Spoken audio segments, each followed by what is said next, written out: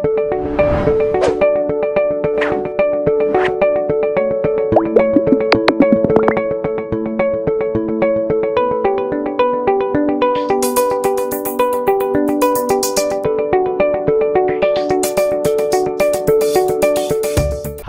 Shalom, saudara yang kasih Tuhan, apa kabarnya?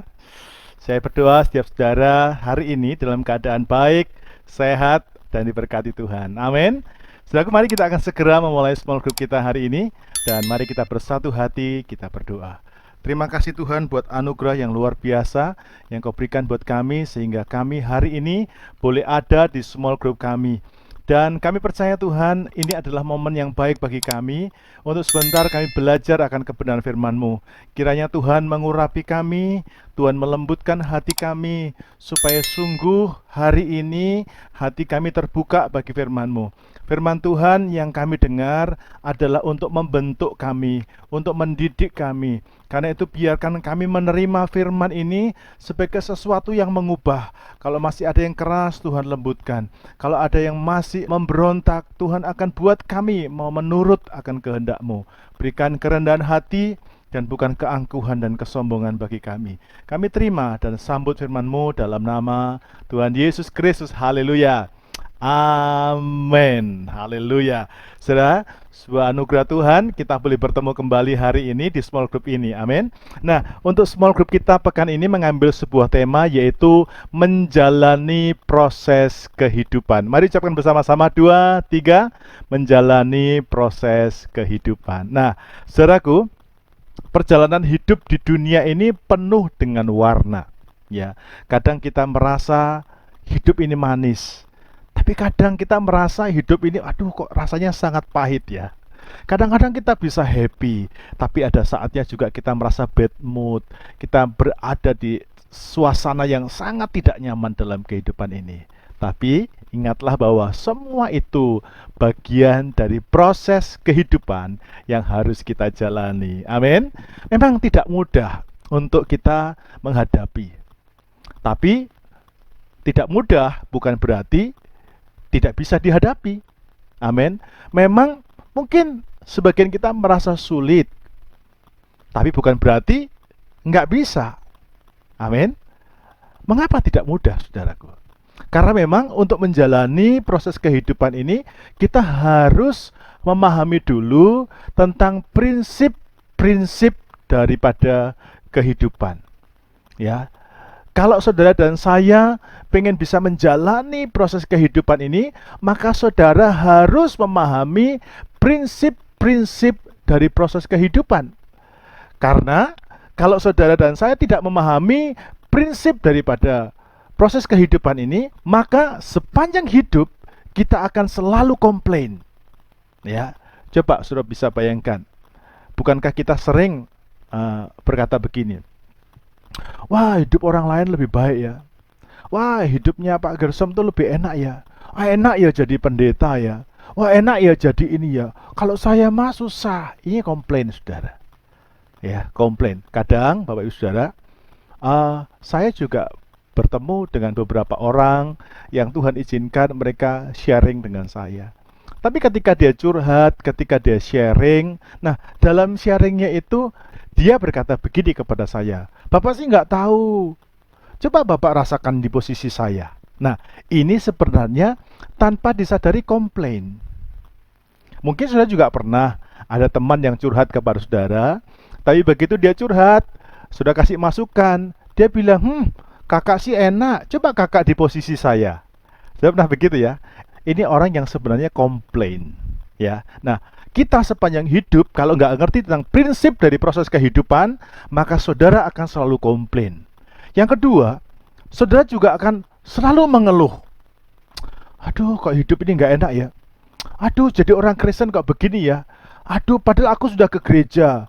Aku udah turuti semua yang dikotbahin sama Pak Pendeta itu sudah aku lakukan. Tapi mana buktinya?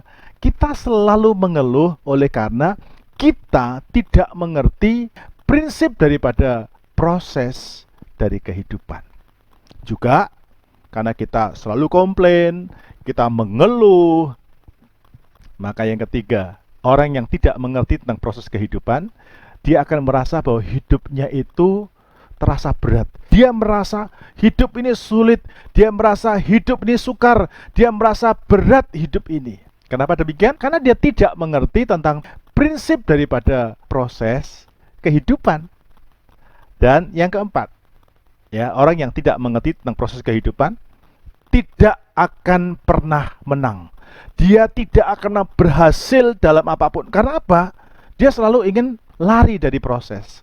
Dia selalu pengen lari dari masalah.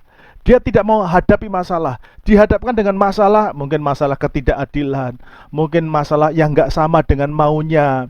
Harusnya tuh begini Pak Pendeta itu, tapi kok Pak Pendeta nggak begini. Lalu dia melarikan diri, dia lari, dia mundur, dia menjauh. Dia nggak akan pernah menang dari problem yang sama, karena itu proses kehidupan saudara. Yang kelima, orang yang tidak mengerti tentang proses kehidupan, dengarkan ini baik-baik. Dia akan hidup susah dan susah hidup. Saudaraku, ini statement yang kelima ini agak menggelitik, tapi baik untuk kita renungkan. Orang yang tidak memahami tentang proses kehidupan, dia akan hidup susah dan susah hidup. Nah, kalau begitu, apa sih prinsip menjalani proses kehidupan itu? Ada 3 prinsip menjalani proses kehidupan ini. Mari kita buka sama-sama di dalam 1 Korintus pasal 10 ayat 13. 1 Korintus 10 ayat 13. Mari kita akan membaca firman Tuhan bersama-sama dengan suara yang keras ya. Yuk, 2, 3. Pencobaan-pencobaan yang kamu alami ialah pencobaan-pencobaan biasa yang tidak melebihi kekuatan manusia. Sebab Allah setia, dan karena itu Ia tidak akan membiarkan kamu dicobai melampaui kekuatanmu. Pada waktu kamu dicobai, Ia akan memberikan kepadamu jalan keluar, sehingga kamu dapat menanggungnya. Amin, saudara. Luar biasa, ini firman Tuhan yang memberikan kepada kita kekuatan, bahkan mengajar kita tentang 3 prinsip menjalani proses kehidupan. Saya ulangi kembali, hidup ini penuh warna, kadang manis, kadang pahit, kadang sulit, kadang mudah. Nah, itulah namanya proses kehidupan. Kadang kita bertemu dengan masalah si A, si B. Kadang-kadang kita menghadapi masalah keluarga. Kadang-kadang kita menghadapi masalah anak-anak. Kadang kita menghadapi masalah di pekerjaan. Kadang-kadang kita menghadapi masalah di kendaraan, di motor, di sepeda, di mobil, di apapun. Itu proses kehidupan. Di sana Tuhan sedang mengajar saudara. Mungkin belajar kesabaran, mungkin belajar mengasihi, mungkin belajar untuk melepaskan kesombongan, belajar kerendahan hati. Mungkin juga Anda belajar namanya penguasaan diri. Nah, bagaimana kita bisa menang dalam proses kehidupan ini? Mari kita belajar dari prinsip proses kehidupan. Yang pertama, kita harus tahu bahwa proses kehidupan itu biasa. Saya ulangi, kita harus tahu bahwa proses kehidupan itu biasa. Saudara, waktu Anda diproses, mungkin Anda merasa, aduh kok sulit ya, aduh kok berat ya. Dengarkan gini, semua orang itu harus mengalami dan harus menjalani proses kehidupan. Bukan cuma saudara, tapi saya dan semua orang itu harus mengalami proses kehidupan masing-masing. Amin. Jangan pernah bilang begini, wah enak ya hidupnya Pak Kris itu, lebih enak dari hidup saya. Ya. Jangan pernah bilang, oh hidupnya Pak Sabtono itu lebih baik, lebih enak dari hidup saya. Jangan pernah berkata demikian. Kita dibawa masuk ke dalam satu proses kehidupan yang sama. Nah, bahkan Alkitab berkata kepada kita bahwa proses kehidupan kita itu proses kehidupan yang biasa, yang tidak melampaui batas kekuatan kita. Mungkin ada di antara saudara merasa, aduh berat sekali. Saya merasa sukar sekali. Dengarkan begini. Firman Tuhan mengajar kita prinsip yang pertama. Kita harus memandang bahwa proses kehidupan itu adalah proses kehidupan yang biasa. Itu biasa bagi kita. Amin. Karena firman Tuhan yang bilang, yang disebut dengan biasa itu seperti apa, saudaraku? Sebagai contoh. Ya, pada waktu kita kecil, kita belajar membaca dan menulis. Ya, pertama kita belajar B-A, ba. B-I-B. Kalau saya sekolah dulu diajari ini Budi, B-U-B-U-D-I-D. Wah, waktu pertama kali kita belajar itu saya mau tanya sama saudara. Saudara langsung bisa atau sulit? Kalau saya bilang dulu sulit. Ya, karena kita mengenal dulu A, B, C ya. Kita belajar dulu abjad. Pada waktu itu saya merasa sulit, ya. Saya percaya saudara juga merasa sulit. Jadi itulah yang disebut dengan biasa. Pada waktu itu kita merasa sulit karena kita memang belum tahu. Kita diproses. Tapi sekarang kita dengan mudah untuk berkata B, A, pasti jawabannya ba. B, U, pasti jawabannya bu. Ya, kenapa? Karena kita sudah melewati proses itu. Tapi ada orang dalam kehidupan ini ketika diproses merasa sulit, dia pergi, dia lari, dia nggak pernah mau belajar. Ya, kebetulan kami saudara di gereja ada bimbel, bimbingan belajar. Kadang-kadang saya memperhatikan anak-anak, ada tipe anak-anak yang ingin belajar, antusias tinggi. Tapi ada anak-anak yang tipenya kalau ada yang sulit, dia lari, dia main dan lain sebagainya. Terlebih ya kalau dia tidak mendapatkan dukungan, orang tua nggak mendisiplin anak, anak seringkali ingin menolak belajar, dia alasan, oh lagi pusing, oh malas, oh bosan, oh diajak kemana? Ya sudahlah, kita anggap dia anak-anak, keliru. Kita harusnya didik, oh ini alasan ini, dia mau lari dari belajar, dari proses ini. Ya, tapi kalau anak ini mau tidak lari dari proses, mau benar-benar belajar, terus belajar, pintar saudaraku ya. Lama-lama dia menjadi pintar. Bahkan ketika dia lihat temannya yang sebaya belum bisa membaca, dia dengan bangga, dia bantu, dia ngajari teman-temannya yang belum bisa, saudaraku ya. Dengarkan begini, ketika kita tidak menyerah dan kita akhirnya bisa belajar sesuatu dari situ, maka kita akhirnya bisa berhasil. Demikian juga dengan kehidupan kita. Ketika diproses, Bapak Ibu, yang pertama penting pahami adalah anggaplah, pandanglah bahwa proses kehidupanmu itu adalah sesuatu yang biasa. Semua orang pasti alami. Jadi, jangan pernah merasa orang lain lebih mudah daripada kita. Tidak. Orang-orang itu berbeda-beda, tapi bobotnya sama, sulitnya tetap sama. Kalau saudara selalu melihat orang lain lebih gampang daripada saya, engkau akan komplain setiap hari. Seperti yang saya katakan tadi, orang yang tidak mengerti proses kehidupan, dia akan komplain. Dia akan ngeluh. Dia akan merasa berat proses itu. Dan yang keempat, dia tidak akan pernah menang.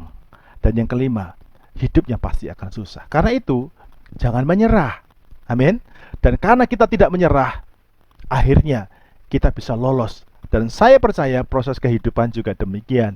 Kalau hari ini saudara sedang menghadapi sebuah proses, saya ingin berkata kepada setiap saudara, jalani proses dengan sebuah pemikiran yang sama seperti prinsip yang diajarkan oleh firman Tuhan, yaitu bahwa kita harus tahu bahwa proses kehidupan itu biasa. Sekarang yang kedua, saudaraku ya.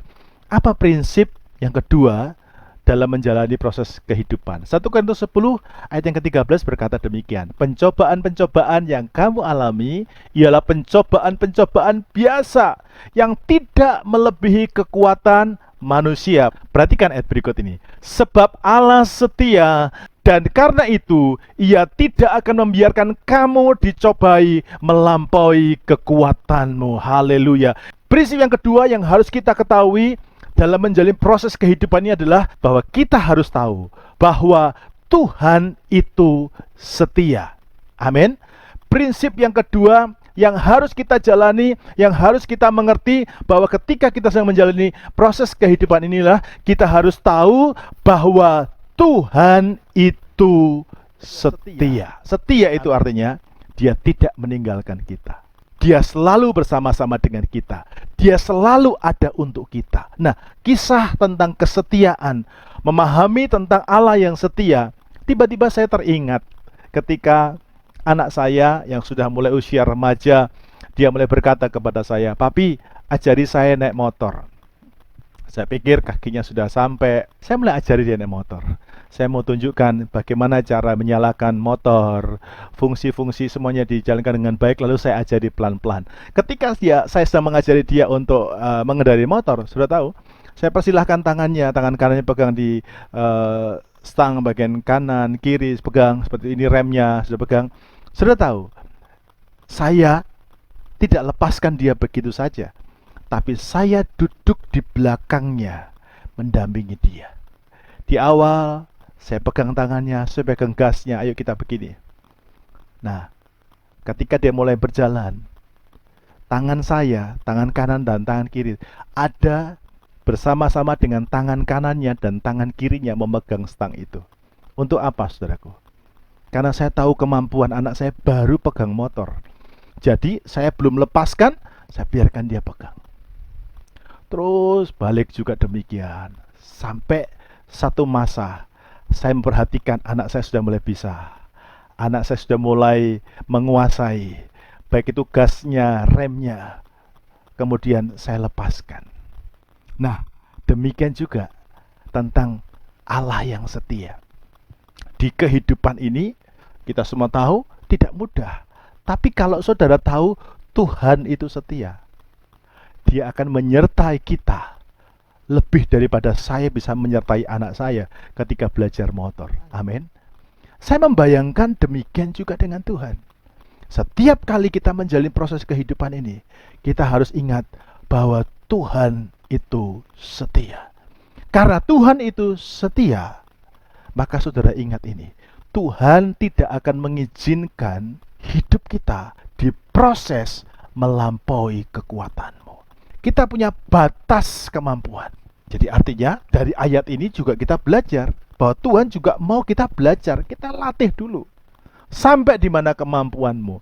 Dan mungkin ketika Anda diproses oleh Tuhan, Anda merasa, oh Tuhan, sulit Tuhan, gimana caranya Tuhan, saya tidak mampu Tuhan. Nah, ketika Anda tidak mampu, jangan mengeluh, jangan komplain, jangan ngomel, jangan bersungut-sungut. Tapi ketika Anda merasa sulit, Yakobus pasal 1 ayat yang ke-15 berkata demikian. Tetapi apabila di antara kamu ada yang kekurangan hikmat, hendaklah ia memintakannya kepada Allah, yang memberikan kepada semua orang dengan murah hati dan dengan tidak membangkit-bangkit, maka hal itu akan diberikan kepadanya. Jadi saudara, bisa saja dong dalam proses itu kita merasa sulit. Di proses itu kita merasa tidak mampu. Boleh. Berarti caranya bagaimana? Tuhan mau kita datang kepadanya lewat doa. Nah, kadang saya dengar ada orang, saya sudah berdoa Pak. Doanya gimana dulu? Ada orang itu salah berdoa. Ya dianya, Tuhan tolong, aku kok nggak bisa ya? Gitu doang.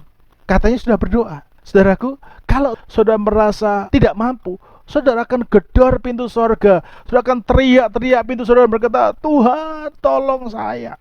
Ya, saya sering didatangi oleh orang-orang yang kepepet dengan keuangan. Waktu dia sulit dalam hal keuangan, dia mulai datang kepada saya. Dan dia berkata, Pak tolong saya lah Pak.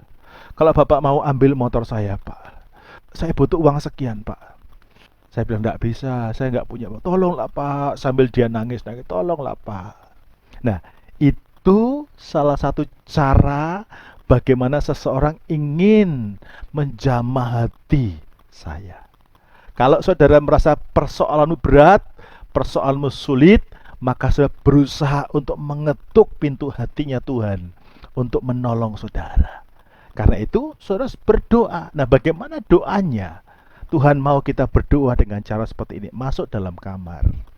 Artinya apa masuk dalam kamar? Artinya engkau datangi Tuhan secara pribadi. Kemudian sampai di sana engkau nyanyi. Coba saya ambil gitar dulu ya. Waktu sudah masuk dalam kamar, saudara mulai berseru kepada Tuhan dan katakan, aku berserah.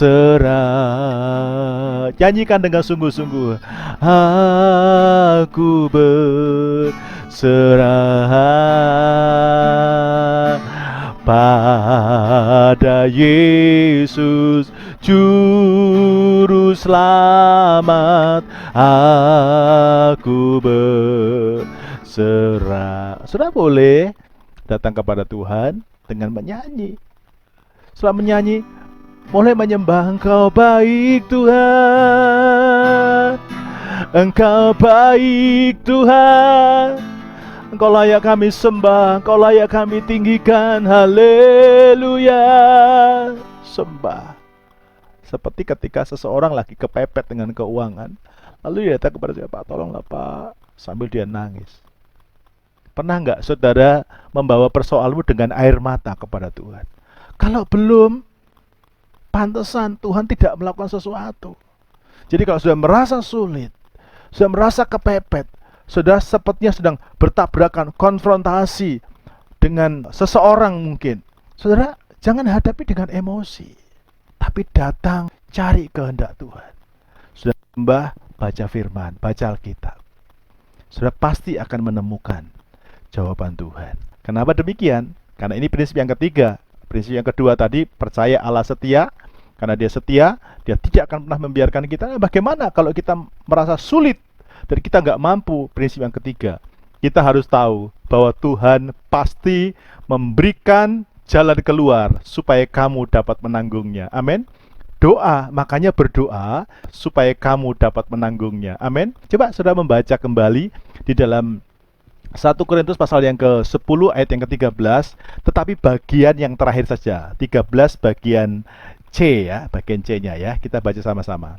Dikatakan demikian, pada waktu kamu dicobai, Ia akan memberikan kepadamu jalan keluar sehingga kamu dapat menanggungnya. Haleluya. Saudaraku, prinsip yang ketiga ini luar biasa sekali. Kita harus tahu bahwa Tuhan itu pasti memberikan jalan keluar supaya kamu dapat menanggungnya. Amin. Kalau saudara tahu prinsip ini, wah, saudara akan nikmati hidup ini luar biasa. Ini firman Tuhan yang ngomong, saudaraku ya. Jadi Tuhan itu pasti memberikan jalan keluar. Ini prinsipnya, supaya kamu dapat menanggungnya. Ini artinya Tuhan pasti memberikan hikmat, Tuhan pasti memberikan atau membuka jalan, memberi petunjuk untuk apa yang harus kita lakukan, bagaimana cara menyelesaikan persoalan kita. Jadi prinsip penting dalam menjalani proses kehidupan ini adalah kita harus berdoa. Kenapa? Karena ketika kita berdoa, kita pasti bisa menjalani proses kehidupan. Karena ketika kita berdoa, kita pasti akan mendapatkan petunjuk daripada Tuhan sehingga kita bisa menanggung semuanya itu. Nah, saudara-saudara, saya tidak tahu bagaimana atau apa yang sedang saudara hadapi. Persoalan apa yang sedang saudara hadapi. Masalah apa yang sedang saudara hadapi. Bisa saja persoalan rumah tangga. Bisa saja masalah dengan pasangan hidup saudara. Bisa saja masalah dengan anak-anak saudara. Bisa saja masalah dalam pekerjaan saudara. Bisa saja masalah dalam keuangan dan lain sebagainya. Ingat, proses kehidupan itu biasa. Saudara berkata, itu biasa, semua orang hadapi. Nah, yang kedua, Tuhan itu setia. Dia tidak tinggalkan saudara. Ya, waktu saudara lagi berantem dengan pasanganmu, dia bersama saudara. Waktu saudara dalam kesulitan keuangan, dia bersama-sama dengan saudara. Amin. Hanya kalau saudara merasa sulit, saudara harus berdoa. Ya, jangan cepat-cepat bilang, saya sudah berdoa, Pak. Kalau saudara belum mengikuti cara berdoa seperti yang tadi dibagikan, masuk ke dalam kamar, memuji Tuhan, menyembah, nangis sampai saudara dapat menyentuh hati Tuhan. Kayak itu loh saudara, kalau saudara lagi kesulitan keuangan gitu loh, ada datang kepada seseorang dan kau tolong, Pak, tolonglah Pak, saya sudah dikejar-kejar Pak, penagih utang, tolonglah Pak, tolong, sampai itu. Saudara, kadang-kadang orang demi mendapatkan pertolongan dari manusia, dia rela nagih-nagih, nangis-nangis, nyembah-nyembah. Tapi demi persoalan proses kehidupanmu yang berat, kenapa engkau tidak mau masuk dalam kamar? Karena seringkali kita merasa manusia lebih enak nolongnya. Salah besar. Tuhan yang enak menolong kita. Amin. Karena itu masuk dalam kamar dan berdoa. Karena ketika sudah berdoa, ketika Anda masuk ke dalam kamar dan engkau berdoa, engkau akan melihat Tuhan menolong saudara. Tuhan akan membuka jalan bagi saudara supaya saudara bisa menanggung semua persoalan itu. Jadi saya yakin proses kehidupan itu dapat kita lewati bersama-sama. Amin. Karena itu, mari kita datang kepada Tuhan dan ketahuilah, kita harus menjalani proses kehidupan itu dan kunci utamanya adalah berdoa. Mari kita datang kepada Tuhan. Haleluya. Di saatku tak berdaya, kuasa-Mu yang sempurna. Mari sama-sama nyanyikan. Ketika ku percaya, mujizat itu nyata, bukan karena kekuatan, namun Roh-Mu ya Tuhan. Ketika ku berdoa, mujizat itu nyata. Di saatku tak berdaya, kuasa-Mu yang sempurna. Ketika ku percaya, mujizat itu nyata, bukan karena kekuatan, namun Roh-Mu ya Tuhan.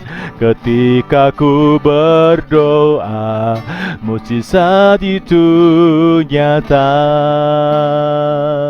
Mari semua hadapkan diri kita dengan Tuhan dan katakan dengan percaya. Di saatku tak berdaya, kuasa-Mu yang sempurna. Ketika ku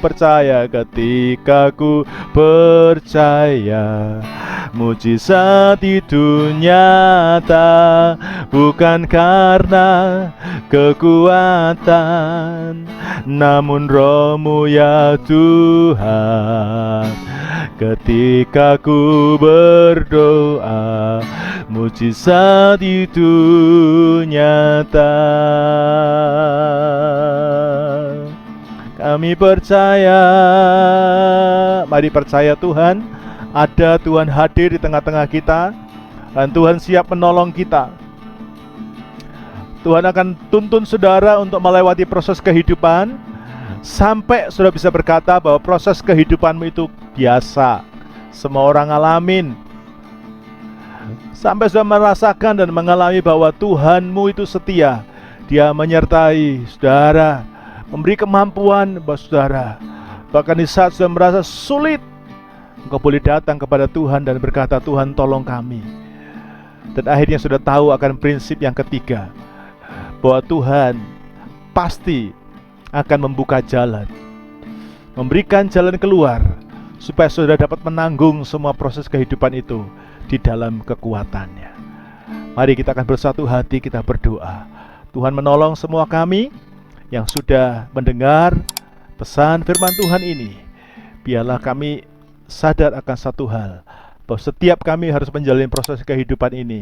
Namun yang terpenting di atas semua itu adalah kami harus mengerti 3 prinsip ini. Berkati semua kami, supaya ketika firman ini kami terima, kami mengerti, kami yes, kami ngeh, kami amin, dan firman ini akan terjadi dalam hidup kami. Dalam nama Tuhan Yesus, kami berdoa dan mengucap syukur. Haleluya. Amin. Puji nama Tuhan.